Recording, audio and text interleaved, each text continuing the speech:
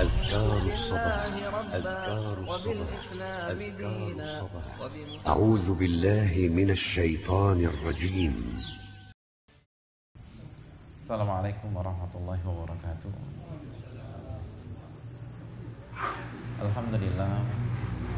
Alhamdulillahi Rabbil Alamin, wabihi nasta'in ala umuri dunia wa din, wassalatu wassalamu ala ashrafi anbiya'ihi wal mursalin, wa ala alihi wa sahbihi wa man sara ala nahjihi bi ihsanin ila yaumidin, amma ba'd. Hadirin yang dirahmati oleh Allah Subhanahu wa ta'ala, alhamdulillah, tidak ada kata yang pantas untuk kita ucapkan pada malam hari ini kecuali bersyukur, kecuali menyegarkan syukur dan puja-puja kita kepada Allah Subhanahu wa ta'ala atas segala nikmat yang Allah limpahkan kepada kita, atas segala anugerah yang senantiasa menyertai derap langkah kita, karena tidak ada satupun detakan jantung ini kecuali diiringi dengan nikmat Allah Subhanahu wa ta'ala.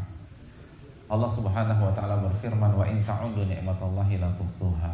Dan jika kalian ingin menghitung dan menghitung nikmat Allah, maka kalian tidak akan mampu bisa menghitungnya. Dan di antara nikmat Allah yang Allah berikan kepada kita adalah kesempatan berkumpul pada malam yang berbahagia ini untuk beribadah, untuk bertakarub kepada Allah, mendekatkan diri kepadanya Jalla wa'ala dengan ibadah yang sangat mulia, ibadah yang sangat istimewa, menuntut ilmu agama, sebuah ibadah yang akan membentengi kita dari murka Allah. Allah Subhanahu wa ta'ala menjelaskan tentang masalah ini melalui lisan nabinya. Nabi kita SAW bersabda, innallaha ta'ala yubghidu kulla 'alimin bidunya jahilin bil akhirah. Dalam hadis yang disahihkan oleh Imam Albani rahimahullahu ta'ala, Nabi mengatakan, sesungguhnya Allah Subhanahu wa ta'ala membenci, Allah murka. Siapa yang Allah murkai, hadirin? Mari kita simak lanjutkan hadis tersebut. Nabi mengatakan, sesungguhnya Allah Subhanahu wa ta'ala murka dan membenci setiap orang yang menguasai ilmu dunia namun bodoh terhadap ilmu akhiratnya. Ia menguasai ilmu dunia, ia mengerti bidang keduniaannya, ia bisa menjelaskan dari A sampai Z, ia bisa duduk berjam-jam untuk menjelaskan apa yang ia tekuni di bidang tersebut. Namun ketika ia ditanya tentang la ilaha illallah, ia hanya bisa terdiam. Ketika ia ditanya bagaimana cara sholat, ia tersipu malu. Ketika ia ditanya bagaimana berzikir kepada Allah, ia tertunduk lesu. Dia tidak mengerti ilmu akhirat. Orang seperti ini hanya akan dimurkai oleh Allah Subhanahu wa ta'ala, sebanyak apapun hartanya, setinggi apapun jabatannya. Ustadz, kok dia kaya ya, padahal dia dimurkai. Jangan tertipu dengan apa yang kita lihat, yakinlah dengan apa yang kita baca. Allah dan Rasulnya mengatakan itu istidraj, diulur, agar ketika Allah jatuhkan rasanya lebih sakit, rasanya lebih menghempaskan. Maka bersyukurlah kepada Allah ketika pada malam hari ini kita diberikan kesempatan untuk kembali mendalami khasanah ilmu agama kita, sehingga kita terhindar dan terbebas dari orang-orang yang dimurkai oleh Allah Jalla wa'ala. Selanjutnya hadirin, salawat dan salam tidak lupa kita hanturkan kepada qudwah kita, uswah hasanah kita, Rasulullah sallallahu alaihi wasallam beserta para keluarga beliau, para sahabat-sahabat beliau, dan orang-orang yang istiqamah berjalan di bawah naungan sunnah beliau sampai hari kiamat kelak. Bapak-bapak yang dirahmati oleh Allah, sebuah prinsip dan tujuan hidup yang sudah kita pahami bersama adalah firman Allah Jalla wa'ala dalam surat Az-Zariyat ayat 56, ketika Allah Subhanahu wa ta'ala berfirman, wa ma khalaqtul jinna wal insa illa liya'budun. Tidaklah aku ciptakan jin dan manusia kecuali untuk apa? Beribadah kepada diriku, untuk menjalankan perintahku dan menjauhi laranganku. Ini adalah tujuan hidup kita. Kita hidup itu bukan hanya sekedar makan dan minum. Kalau demikian apa bedanya kita dengan hewan ternak? Tujuan hidup kita bukan hanya tertawa dan berfoya-foya. Tujuan hidup kita, wa ma khalaqtul jinna wal insa illa liya'budun. Tidaklah aku ciptakan jin dan manusia kecuali untuk beribadah kepada diriku. Ini adalah sebuah teori yang sudah kita pahami mungkin puluhan tahun yang lalu. Namun mengapa banyak di antara umat Islam yang tidak berhasil mewujudkannya? Padahal kalau kita melihat kesehatannya, dia adalah orang yang sangat sehat, tubuhnya atletis. Namun untuk bangun di pagi hari dia tidak bisa membuka kelopak matanya. Namun untuk mengangkat barbel 20 kilo, 25 kilo, dia dengan sigap dan kuat melakukannya berulang-ulang kali. Ada apa dengannya? Betapa banyak orang cerdas tetapi tidak mau menundukkan dan menyentuhkan kepalanya ke hamparan tanah. Jawabannya adalah salah satu kunci kita bisa beribadah adalah diberikan taufik oleh Allah Jalla wa'ala. Kita tidak bisa beribadah dengan kemampuan kita sendiri. Kita tidak bisa beribadah dengan kehebatan kita sendiri. Kita tidak bisa beribadah dengan otot kita sendiri. Tidak ada yang mampu beribadah di dunia ini kecuali diberikan hidayah, kecuali diberikan taufik oleh Allah Subhanahu wa ta'ala.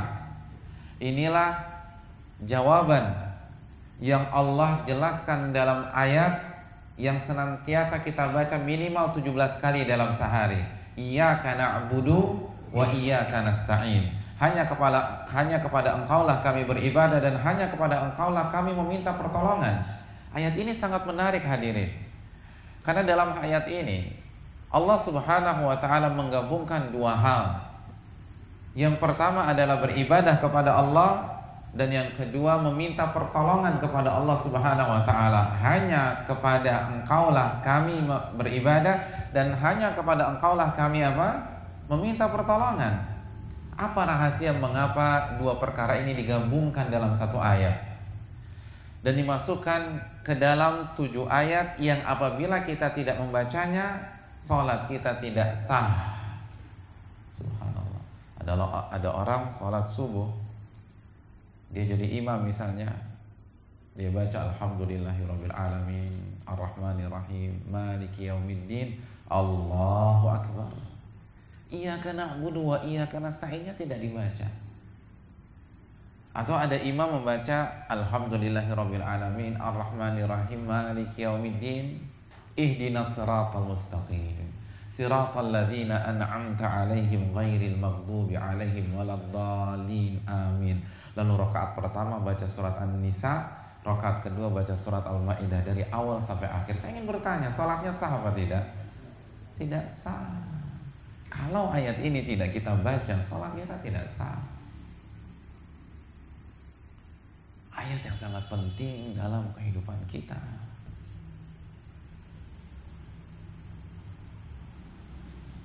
Oleh karena itu hadirin yang dirahmati oleh Allah Subhanahu wa ta'ala, apa rahasianya? Mengapa Allah gabungkan dua perkara ini dan mengapa Allah perintahkan kita mengulang bukan hanya 2 kali, bukan hanya 3 kali, namun minimal 17 kali. Itu belum ditambah salat-salat sunnah yang kita kerjakan. Setiap hari kita diingatkan iyyaka na'budu wa iyyaka nasta'in. Iyyaka na'budu wa iyyaka nasta'in. Iyyaka na'budu wa iyyaka nasta'in.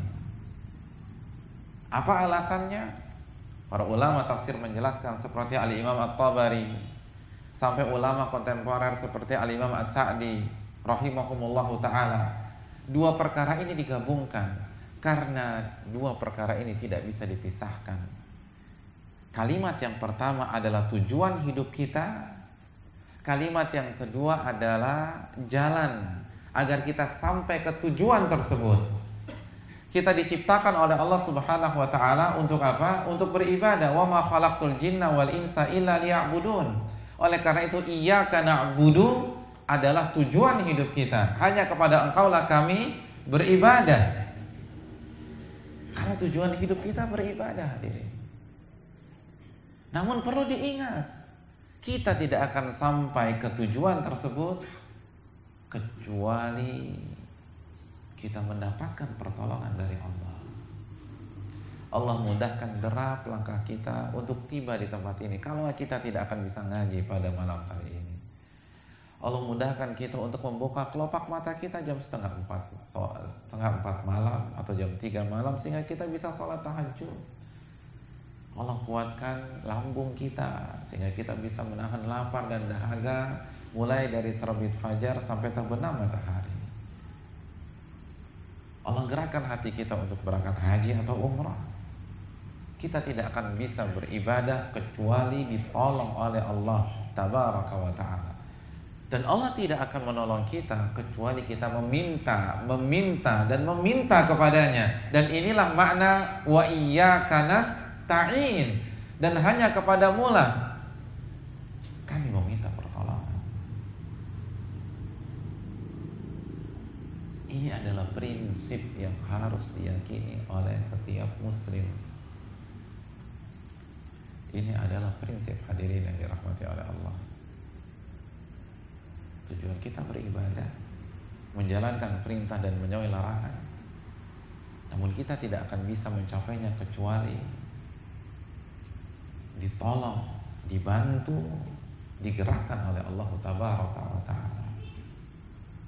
Oleh karena itu, barang siapa yang ingin beribadah kepada Allah, barang siapa yang ingin berbuat baik, yang ingin bisa rutin mengerjakan sholat, puasa sunnah, berzikir, bersalawat, maka ia harus sering-sering meminta dan meminta kepada Allah, meminta taufik, meminta hidayah. Minimal ia renungkan dan tadabburi ayat yang mulia tersebut.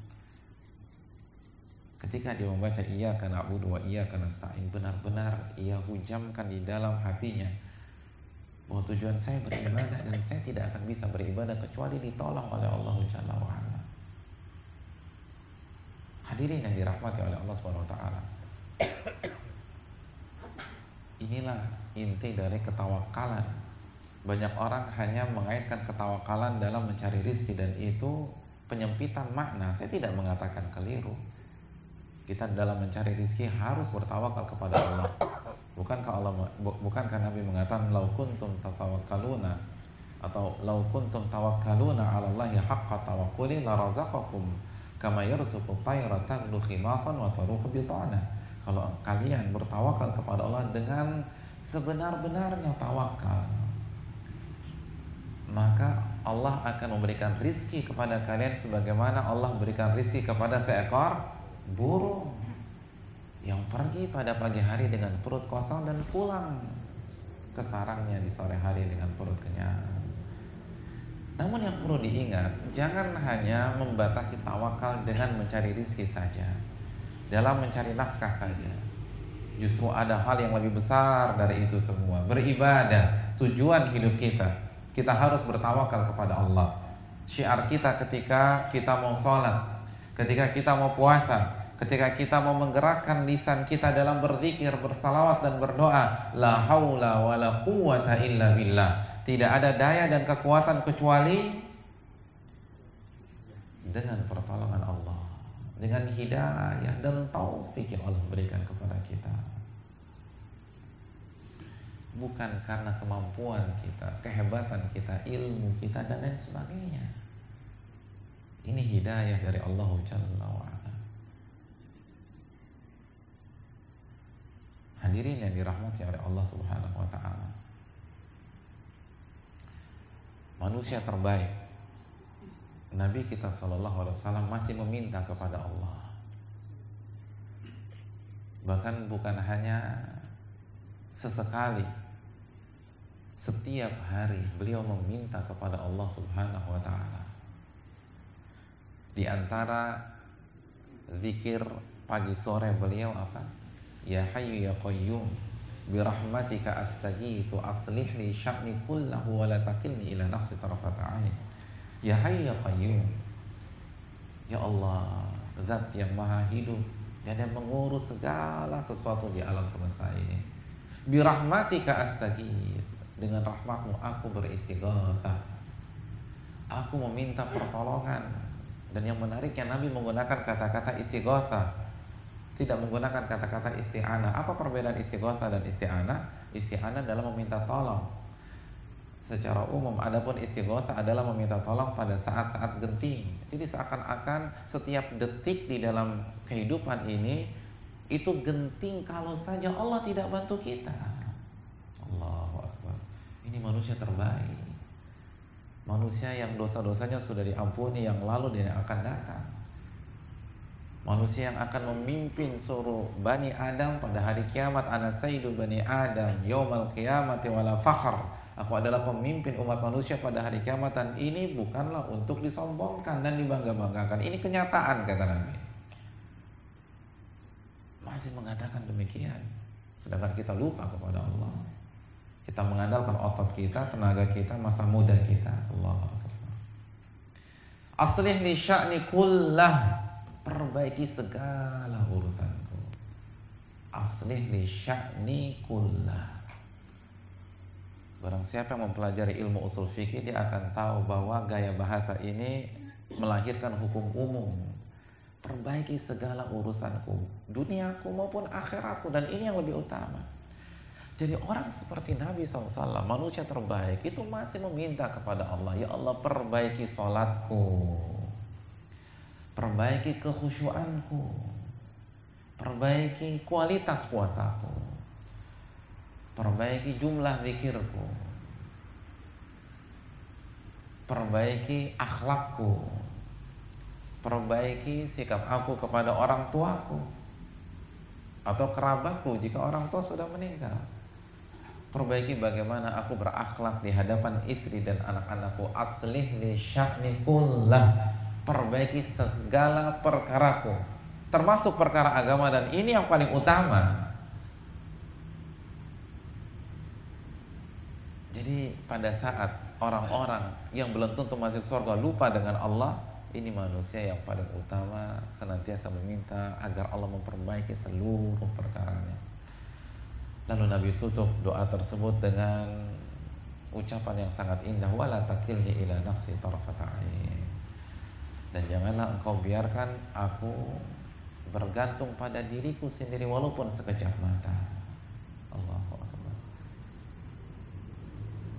Nabi orang yang paling sehat, orang yang paling cerdas, orang yang paling prima fisiknya, orang yang paling tampan. Tapi beliau tidak mau dan takut sekali kalau Allah biarkan beliau mengandalkan kemampuannya sendiri. Karena jika kita sudah mengandalkan kemampuan sendiri, itu kunci kegagalan, itu kunci kebinasaan. Oleh karena itu hadirin yang dirahmati oleh Allah Subhanahu wa taala, kalau Nabi saja masih meminta pertolongan kepada Allah, masih bertawakal kepada Allah, masih meminta hidayah kepada Allah, bagaimana dengan kita? Doa atau diantara doa yang paling sering dibaca Nabi SAW adalah ya muqallibal qulub tsabbit qalbi ala dinik, wahai zat yang membolak-balikan hati, kokohkan hatiku di atas agamamu. Ini Nabi yang pasti masuk surga. Bukan hanya mencontohkan, bukan hanya menjelaskan, tapi ini adalah salah satu doa yang paling sering beliau baca. Yang paling sering beliau baca. Biasanya orang kalau sudah pakar dalam sebuah bidang, lalu mengajarkan sebuah teori, dia hanya ajarkan saja, mungkin dia kerjakan 1-2 kali saja, karena dia sudah menguasai. Tidak perlu ia lakukan setiap hari. Tapi Nabi SAW benar-benar beliau praktekkan doa ini. Bukan hanya beliau ajarkan, bukan hanya beliau ceramahkan. Ini doa yang paling sering dibaca oleh Nabi SAW. Ya muqallibal qulub tsabbit qalbi ala dinik, wahai zat yang membolak-balikan hati, kokohkanlah hatiku di atas agamamu. Ini orang yang paling istiqomah, manusia yang paling kokoh di dalam beribadah. Sedangkan kita tidak ada jaminan, tidak ada wahyu turun untuk kita pasti masuk surga, tapi suka lupa baca doa ini. Kan begitu. Siapa yang rutin membaca doa ini sekali saja dalam sehari? Subhanallah. Jadi hadirin yang dirahmati oleh Allah Subhanahu wa taala, jangan andalkan diri kita sendiri. Jangan kita ujub.